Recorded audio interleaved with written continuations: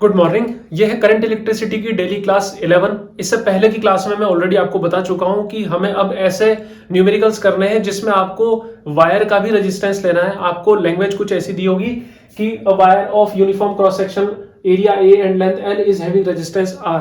फिर उस पर आपको कुछ ऑपरेशन परफॉर्म करने होंगे, जैसे या तो वायर को कट कर सकते हैं या इस पार्ट में जैसे कि इस वायर को लिया, घुमाया और एक सर्कल बना दिया। अब आपसे पूछा जाएगा कि इस सर्कल का रेजिस्टेंस आपको बताना है, डिपेंड्स अपॉन द सिचुएशन, या आपसे रेशियो पूछ लिया जाएगा कि ऊपर वाले पार्ट का वर्सेस नीचे वाले पार्ट का रेशियो बताओ। देखो जैसे यहां पर आपसे पूछा जा सकता है कि एक पॉइंट है ए और एक पॉइंट है बी। ये जो ए और बी पॉइंट है ये कैसे है, जैसे फर्स्ट अगर क्वेश्चन की मैं बात करूं, डायमेट्रिकली अपोजिट है।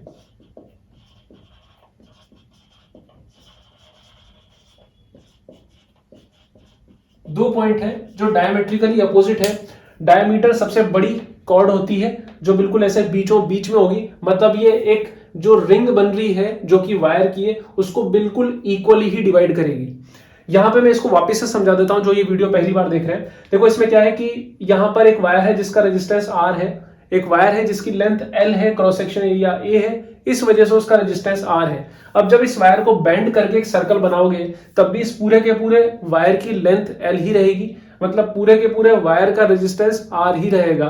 तो हमसे दोबारा रेजिस्टेंस क्यों पूछा जा रहा है? क्योंकि रेजिस्टेंस मैटर करता है कि करंट किस तरीके से फ्लो होगी, क्योंकि यहां पर दो पार्ट डिवाइड होने वाले हैं तो यहां पर रेजिस्टेंस डेफिनेटली चेंज होगा। यहां देखो आपकी रेजिस्टेंस होता है रो एल बाय ए। यहां पर रो रेजिस्टिविटी है, मटेरियल पे डिपेंड करता है। जब इस वायर को रिंग की फॉर्म में आपने बनाया तब इसकी रेजिस्टिविटी चेंज नहीं हुई है, ना इसका क्रॉस सेक्शन एरिया आपने चेंज होने दिया है, ना इसकी लेंथ आपने चेंज होने दी है। तो इसका मतलब इसका रेजिस्टेंस क्या बना रहेगा? सेम बना रहेगा। अब हम बात करते हैं कि जब आपने ए और बी का पूछा है, मतलब आर ए बी पूछ रहे हैं तो कितना होगा? इस पूरे रिंग का तो रेजिस्टेंस आर ही है, लेकिन कनेक्ट कर रहे हैं तो इनके बीच का। तो यहां पर हम क्या करेंगे, बैटरी से कनेक्ट किया कुछ इस तरीके से। ये लो, ये हमने लगा दी बैटरी। अब क्या होगा, यहां से करंट फ्लो होगी आई। इस करंट के पास इस ए पॉइंट पर आने के बाद दो रास्ते हैं, ये नीचे से भी जा सकती है और ऊपर से भी जा सकती है। करंट वो पाथ चूज करती है जहां पर रेजिस्टेंस कम लगे। अब यहां पर आप देखो कि रेजिस्टेंस तो दोनों साइड का बराबर ही है, बराबर बराबर करंट जाएगी यहां पर तो, क्योंकि ऊपर वाले वायर की लेंथ भी कितनी है, L/2, नीचे वाले वायर की लेंथ भी कितनी है, L/2। मुझे कैसे पता? क्योंकि डायमीटर पे आपने अटैच किया और वो बिल्कुल इक्वल इक्वल बांटता है। तो जब इसकी लेंथ L/2 है और ऊपर वाले की लेंथ भी L/2 है तो ऊपर वाले का रेजिस्टेंस कितना हुआ, R/2, और नीचे वाले का रेजिस्टेंस भी कितना हुआ, R/2। तो यहां पर अगर आपसे पूछा जाए कि इक्विवेलेंट रेजिस्टेंस निकालो आप, तो ऊपर वाले का रेजिस्टेंस कितना हो गया, R/2, और नीचे वाले का रेजिस्टेंस कितना हो गया, R/2। दोनों कैसे कनेक्टेड है, पैरेलल में, तो इनका रेजिस्टेंस कितना हो गया, R/4। कैसे निकाला, R/2/2, आइडेंटिकल रेजिस्टेंस पैरेलल में कनेक्टेड है, डिवाइड लगेगा नंबर ऑफ रेजिस्टेंस का, तो R/2/2 R/4 ओम। आपसे पूछ लिया जाता कि R1 रेशियो R2 कितना आएगा, तो ये आएगा, ऊपर वाले का भी रेजिस्टेंस है R/2, नीचे वाले का रेजिस्टेंस भी है R/2, तो ये रेशियो आएगा 1:1। ठीक है। वैसे ये वाले क्वेश्चन थोड़े टफ हो सकते हैं, लेकिन रेशियो वाले ज्यादा आसान होते हैं। वो समझाता हूं कैसे। देखो यहां पर ऊपर वाले की लेंथ है L/2, नीचे वाले की लेंथ भी L/2, resistance proportional to length. जब एरिया ऑफ क्रॉस सेक्शन और रेजिस्टिविटी कांस्टेंट रखी जाए, जो कि यहां रखी हुई है, कोई भी रेजिस्टेंस मोटा या पतला नहीं है और अलग अलग मटेरियल नहीं है, तो यहां पर resistance directly proportional to length हो गई। क्योंकि दोनों हिस्सों की लेंथ सेम है इसलिए दोनों हिस्सों का रेजिस्टेंस सेम है, इसलिए रेशियो 1:1 आ रहा है। इसको मैं चेंज करता हूं कि कैसे कैसे ये सब चीजें बदलती है। अब यहां पर देखो, ये वही वायर है जिसको रिंग की फॉर्म में बनाया था, इसको लेके यहां से, लेकिन कनेक्ट अब अलग जगह करना है। ये जो ए और बी पॉइंट है, एक्चुअली में इसके सेंटर पर 90 डिग्री का एंगल बना रहे हैं, मतलब ये एक अलग क्वाड्रेंट में है और ये अलग से बना हुआ है। तो आपको यहां का रेजिस्टेंस R1 और ये R2 लेना है। तो R1 R2 का इक्विवेलेंट निकालना है आपको, RAB ही निकालना है, अगेन आपको RAB निकालना है। ठीक है, तो RAB मतलब एक कनेक्टेड है R1, जैसे मैं बना देता हूं इस तरीके से, ये है R1 और ये है R2, अगेन दोनों पैरेलल ही है ए और बी के बीच में, और आप पैरेलली करके R1 R2 अपन R1 प्लस R2 कर लोगे, लेकिन एक्चुअली में आपको R1 और R2 तो पता लगे, उस R1 और R2 को पता लगाने की सारी लड़ाई है। यहां पर हमने देखा कि ये एक क्वाड्रेंट है, और अगर मैं इसको डिवाइड करूं, वैसा गिवन होगा नहीं, आपको सोचना पड़ेगा। ये इस तरीके से 1 2 3 4 क्वाड्रेंट बने, तभी तो इनका नाम क्वाड्रेंट है, चार होते हैं ये।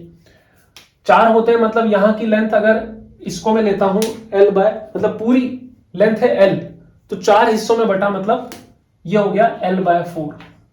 ये भी है L बाय 4, ये भी है L बाय 4 और ये भी है L बाय 4। मतलब यहां से यहां तक की, ये यहां से यहां तक की जो लेंथ बची है ये कितनी होगी? L minus L by 4, 3L by 4। ठीक है, हमें पता है कि रेजिस्टेंस प्रोपोर्शनल टू लेंथ होता है, तो इसकी लेंथ कम है, इसका रेजिस्टेंस कम है, इसकी लेंथ ज्यादा है तो इसका रेजिस्टेंस ज्यादा है। जैसा मैंने बोला था कि रेशियो फाइंड करना ज्यादा आसान होता है, वो मैं आपको बताता हूं। रेशियो फाइंड करने में तो दिमाग लगाना है नहीं, क्योंकि R प्रोपोर्शनल टू लेंथ है, तो R1 upon R2 equals to L1 upon L2। ठीक है, तो R1 अपॉन R2, L को आने का ज्यादा शौक है, R1 R2 equals to L1, इसकी लेंथ है L बाय 4 और इसकी लेंथ है 3L बाय 4। L बाय 4 से L बाय 4 कट जाएगा, तो R1 upon R2 equals to 1:3। मतलब इसका रेजिस्टेंस इससे 3 टाइम्स है, जो कि दिख भी रहा है क्योंकि लेंथ भी तो 3 टाइम्स है ना, इस वजह से ऐसा है।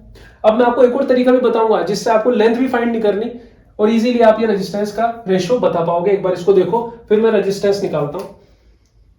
चलो, जिनको ये प्रोपोर्शनल वाला थोड़ा टफ लगता है उनके लिए मैं बताता हूं। देखो, R1 में निकाल सकता हूं, R1 is equal to rho L1 upon A1 और R2 हो गया रो L2 अपॉन A2।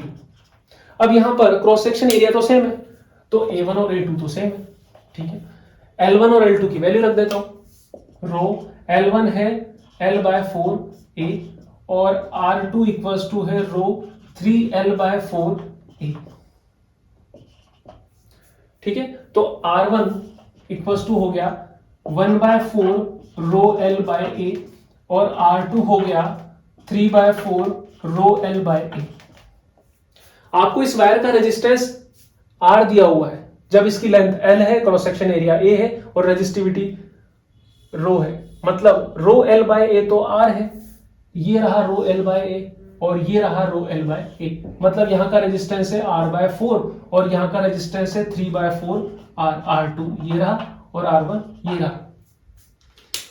ठीक है, अब आपको क्या करना है, बस इस तरीके से करना है, R1 R2 अपन R1 प्लस R2, क्योंकि पैरेलल कॉम्बिनेशन है, तो R equivalent equals to R1 R2, मतलब 3/4 3/16 R square upon R/4 plus 3R/4 4R/4।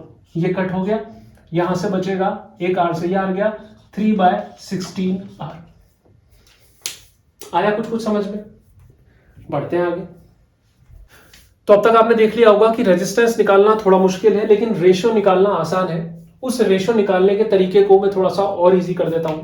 हमें पता है एंगल इक्वल्स टू होता है आर्क अपॉन रेडियस। आर्क मतलब सर्कमफेरेंस पे जो डिस्टेंस है उसको आर्क बोलते हैं, यहां पर हम उसको L से ले रहे हैं। ये हो गई इसकी रेडियस R और ये हो गया थीटा एंगल, मतलब theta equals to L by R। तो L equals to theta into R। क्योंकि ये सर्कल है, इसमें रेडियस तो कांस्टेंट है, तो ये कांस्टेंट हटाओगे तो यहां प्रोपोर्शनल टू आएगा, ऐसा होगा।